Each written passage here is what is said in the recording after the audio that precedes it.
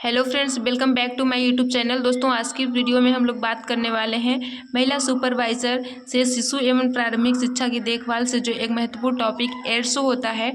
तो एड्स के बारे में आज हम लोग सभी उसके जो पार्ट हैं, यानी कि एड्स किससे फैलता है, एड्स के फैक्टर कौन कौन से हैं, इन सारी चीज़ों को आज हम लोग डिस्कस करेंगे। तो दोस्तों चलिए हम लोग बात करते हैं एड्स होता क्या है। तो एड्स का फुल फॉर्म होता है एक्वायर्ड इम्यूनो डेफिशिएंसी सिंड्रोम। ठीक है, एक ऐसी बीमारी जो अर्जित होती है ब्लड, माता का दूध, सेक्स, स्पर्म से अर्जित की जाती है दोस्तों। यानी कि एड्स एक्वायर्ड का मतलब होता है कि अर्जन करना। ठीक है, तो ऐसी बीमारी जो कि अर्जित की जाती है किसके माध्यम से, तो ब्लड के माध्यम से, माता का दूध, यानी कि अगर माँ को एड्स है तो माता का दूध से बच्चों में जा सकता है, सेक्स से, स्पर्म से अर्जित की जाती है। ठीक है, यह हमारे इम्यून सिस्टम को कमज़ोर कर देता है।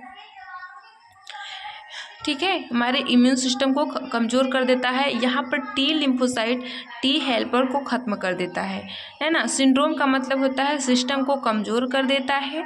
एक साथ बहुत सारे अंग प्रभावित होते हैं जिसे सिंड्रोम कहते हैं। ठीक है, अब हम बात कर लेते हैं कि इसकी उत्पत्ति कैसे हुई, है ना। कहाँ से एड्स की उत्पत्ति हुई। तो एड्स की उत्पत्ति दोस्तों मध्य अफ्रीका महाद्वीप में पाई गई है। बंदर से बीमारी मनुष्य में आई है। ठीक है, यूएसए यूनाइटेड, है ना, यूएसए सीडीएस संस्था द्वारा इसे एड्स नाम दिया गया है। ठीक है, चलिए अब हम बात कर लेते हैं कि जो एड्स है वो भारत में कब आया था, है ना। तो 1986 में भारत में तमिलनाडु चेन्नई में पहला केस आया। ठीक है, एड्स भारत में कब देखा गया, तो 1986 में देखा गया, तमिलनाडु के चेन्नई में देखा गया। भारत में एड्स के संदर्भ में नेशनल एड्स कमेटी का गठन किया गया, है ना। नेशनल एड्स कमेटी का गठन किया गया एड्स के संदर्भ में। ठीक है, नेशनल एड्स कमेटी राष्ट्रीय परिवार कल्याण मंत्रालय द्वारा नेशनल एड्स कमेटी का गठन किया गया था। अब पूछता है ये कि नेशनल एड्स का गठन कब होता है, तो राष्ट्रीय परिवार कल्याण के द्वारा।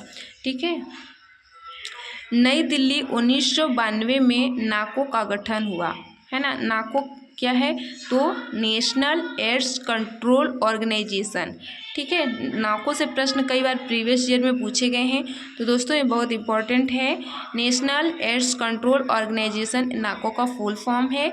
इसका शुरुआत कब की गई, तो गठन किया गया 1992 में नई दिल्ली में, है ना। अब WHO की बात कर लेते हैं, तो वर्ल्ड हेल्थ ऑर्गेनाइजेशन होता है इसका फुल फॉर्म द्वारा, है ना। 1 दिसंबर को वर्ल्ड एड्स दिवस मनाया गया, यानी कि WHO के द्वारा 1 दिसंबर को वर्ल्ड हेल्थ डे मनाया गया। ठीक है, वर्ल्ड एड्स दिवस ना, पूछेंगे कि एड्स दिवस कब मनाया जाता है, तो 1 दिसंबर को। ठीक है, AIDS T lymphocyte T helper को मार देता है। एड्स का विषाणु टी हेल्पर को मार देता है। तो जो हमारे इम्यून सिस्टम में क्या होता है, टी सेल होती है ना, टी हेल्पर को एड्स का वायरस मार देता है, टी हेल्पर सेल को। ठीक है, तो जब टी हेल्पर सेल मर जाती हैं तो वो किसी भी एंटीजन को पहचान नहीं पाती हैं और वो इम्यून सिस्टम कमज़ोर हो जाता है, जिससे हमारी इम्यून सिस्टम कमज़ोर हो जाती है और हमें कई प्रकार की बीमारी हो जाती है। अब हम बात कर लेते हैं कि एड्स का कारण क्या होता है ना। एड्स फैलता किससे है, तो रेट्रोवायरस HIV से फैलता है। HIV का full form human immuno deficiency virus होता है।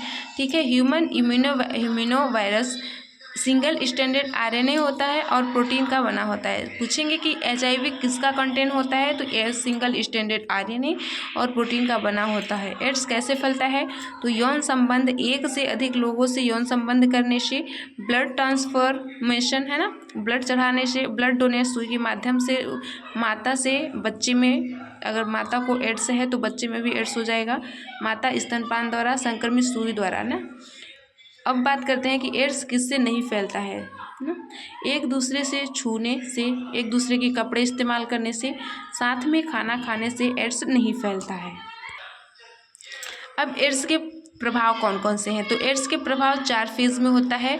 पहला फेज़ होता है उष्मायन काल, 2 से 4 सप्ताह तक होता है, जिसमें शरीर में थोड़ी सी टेम्परेचर बढ़ा हुआ रहता है। तीव्र संक्रमण 28 दिन तक होता है तीव्र संक्रमण। विलंब चरण 20 वर्ष तक। अवसरवादी संक्रमण, ठीक है, चौथा स्टेज। HIV वायरस मानव शरीर में पहुंचकर मानव टी हेल्पर सेल को नष्ट कर देता है।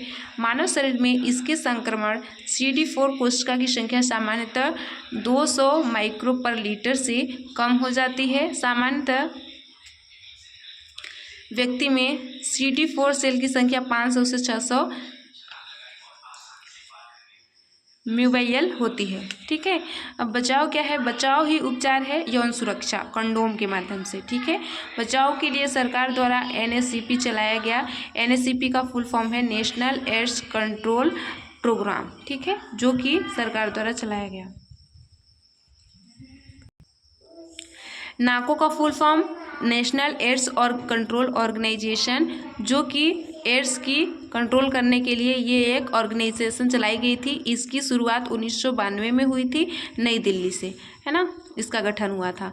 तो दोस्तों आज की इस वीडियो में इन्फॉर्मेशन कैसा लगा? आई होप आप सभी को अच्छा लगा होगा। मिलते हैं नेक्स्ट वीडियो में एक ऐसे ही इम्पॉर्टेंट वीडियो के साथ। तब तक के लिए धन्यवाद।